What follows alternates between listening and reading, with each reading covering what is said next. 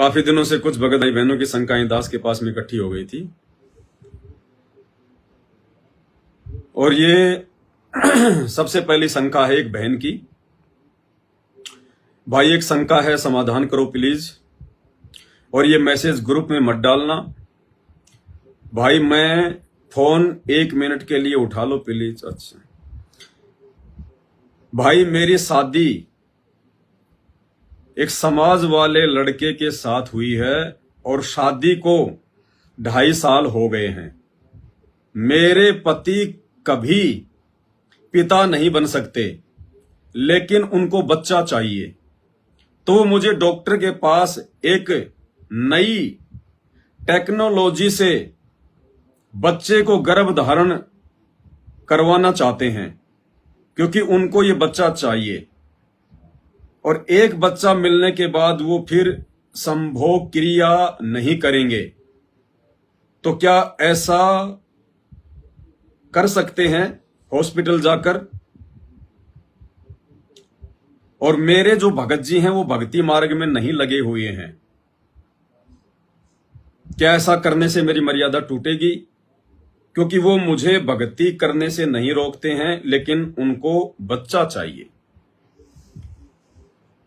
सच्चाई बहन जी,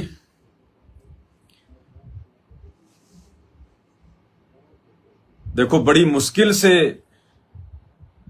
मुश्किल से परमात्मा ने ये अनमोल मनुष्य शरीर हमें दिया है भक्ति करने के लिए। और गुरुदेव भगवान ने बताया कि इस भक्ति मार्ग की दृष्टि से वो आत्मा परमात्मा की विशेष आत्मा है, बड़ी सौभाग्यशाली आत्मा है, जिसकी कोई संतान नहीं है, जिसकी संतान नहीं है। और अगर वो मर्यादाओं के साथ भक्ति करता रहे तो उसके मोक्ष में कोई संशय नहीं है। अब यहां बहन काल आपको आपके पति देव के माध्यम से जबरदस्ती उलझाना चाह रहा है, क्योंकि जिस विधि से आपके गर्भ में बच्चा बनाने की जो प्रक्रिया होगी, वो प्रक्रिया है किसी दूसरे व्यक्ति का सीमेन, किसी दूसरे व्यक्ति का वो पदार्थ आपके गर्भ में डाला जाएगा। क्योंकि आपके पति के जो शुक्राणु हैं वो हो सकता है वो कमजोर हों, कोई बड़ी बात नहीं है, दुनिया की नजरों में कमजोर हो सकते हैं, लेकिन आध्यात्मिक दृष्टि में आपका जो पति है वो 1 नंबर की आत्मा है, बहुत सौभाग्यशाली आत्मा है। वो परमात्मा उसको बचाना चाहता है, बच्चों के माध्यम से आगे आप लोगों के संस्कार ना बढ़ें, काल आप लोगों को ना उलझाए और इसी जन्म में आप दोनों का मोक्ष हो जाए। परमात्मा आप दोनों को बचा रहा है, लेकिन आपका पति अनुपदेशी है, तो काल तो उसके माध्यम से अपनी बकवाद जो है वो करेगा।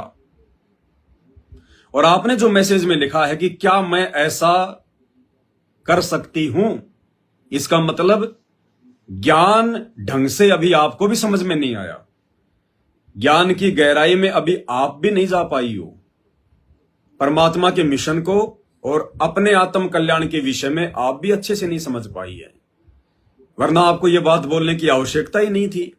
क्या मैं उसका सहयोग दे सकती हूं? परमात्मा ने क्या बताया बहन जी? व्यभिचार। अब व्यभिचार बहन जी चाहे किसी दूसरे व्यक्ति के साथ में आमने सामने होके कर लो, या चाहे किसी दूसरे व्यक्ति का सीमेन, उसका वीर्य डॉक्टर के माध्यम से अपने गर्भ में डलवा लो, बात एक ही है बहन जी, व्यभिचार की श्रेणी में आता है। तुरंत आपका पतिव्रता धर्म खंड खंड होगा, आपकी सारी मर्यादाएं टूटेंगी। परमात्मा धरती पर है, जब तक वो नहीं चाहेगा तब तक बच्चा नहीं मिल सकता। और यदि आपके भाग्य में बच्चा नहीं है और यदि उसकी मर्जी है आपके घर में अपनी आत्मा भेजना, तो कोई रोक नहीं सकता। अरे ये ज्ञान समझ में आने के बाद बहन जी, ये बातें हमें पता लग जानी चाहिए कि माता पिता तो केवल शारीरिक संबंध बनाने के लिए निमित्त बनते हैं। दो पानी की बूंद से कभी बच्चा पैदा नहीं हो सकता।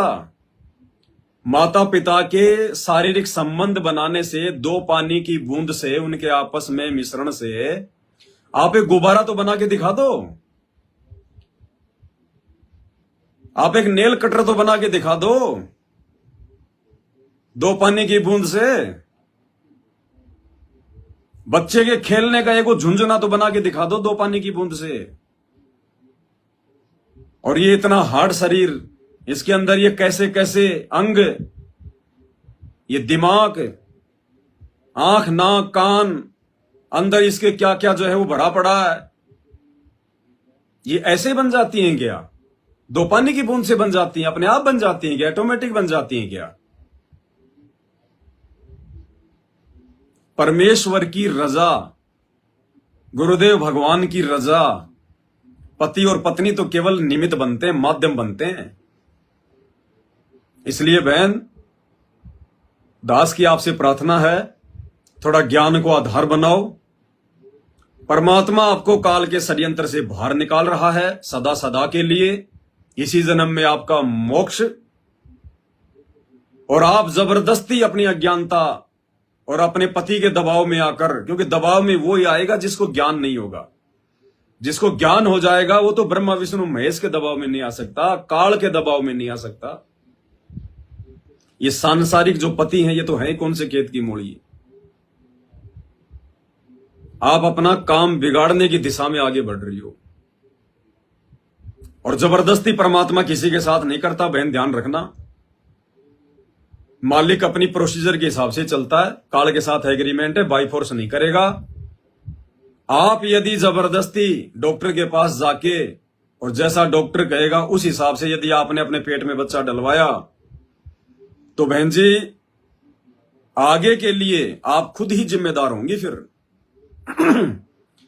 क्योंकि वो बच्चा आपके संस्कार वाला नहीं है, वो बच्चा जबरदस्ती काल आपके घर में भेज रहा है।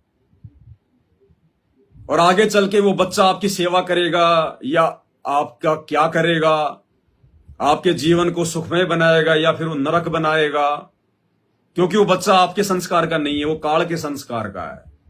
और काल के संस्कार से जो आत्मा आती है वो तो कुबद ही कुबद करती है।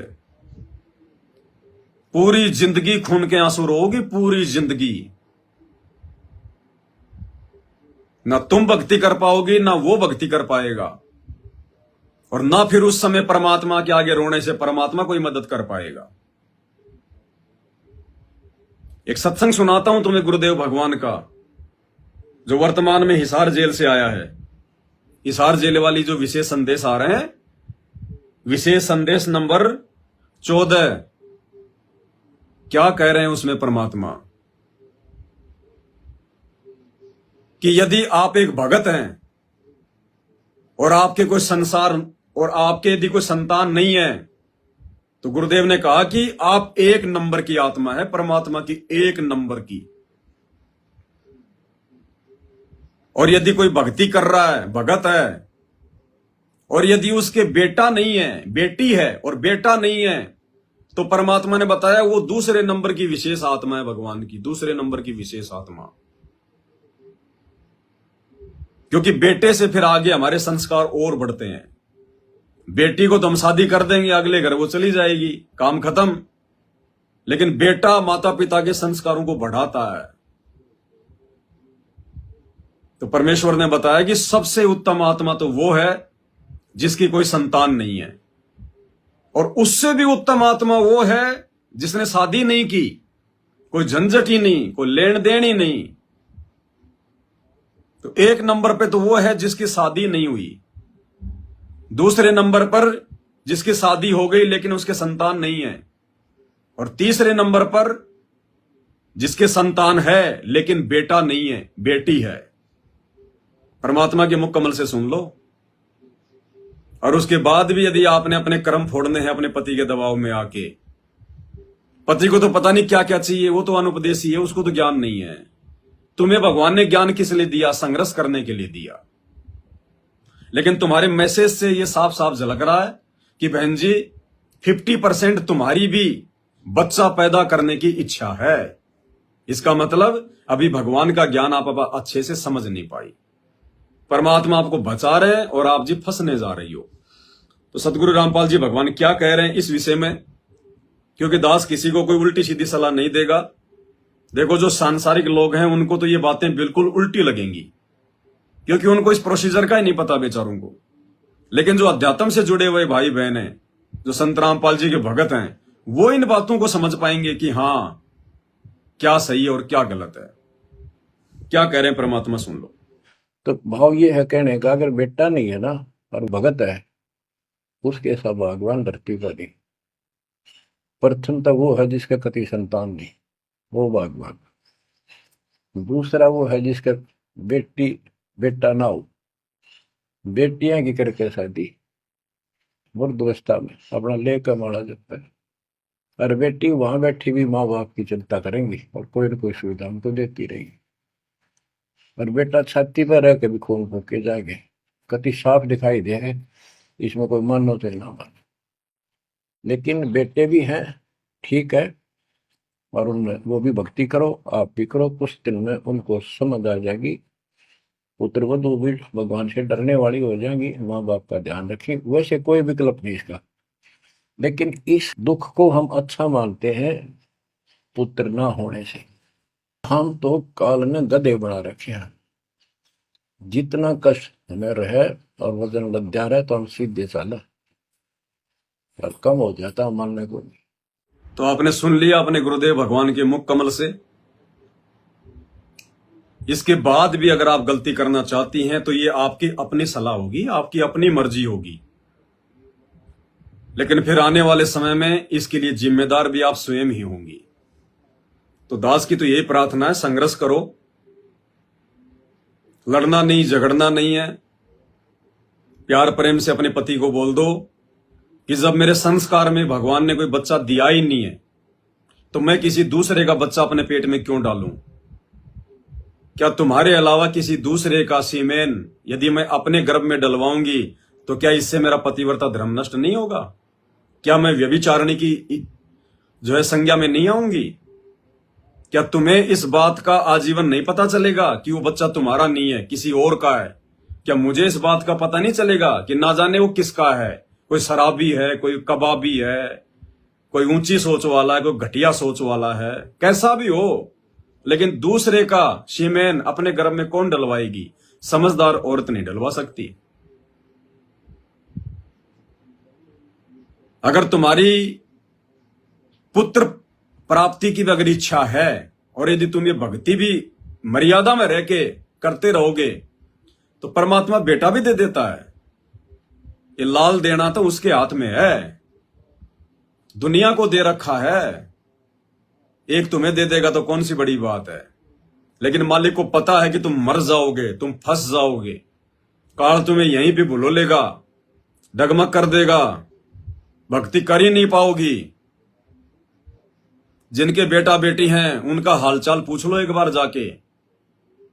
परमात्मा कहते हैं ना, जिसके पास माया नहीं है वो माया चाहता है, और जिसके पास माया है गुरुदेव कहते हैं 2 दिन उसके पास रह के देख लो, गोलियां खा खा के सोता है, गोलियां खा खा के।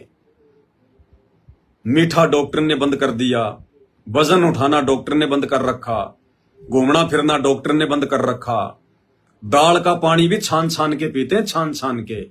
चाट लो उस माया को।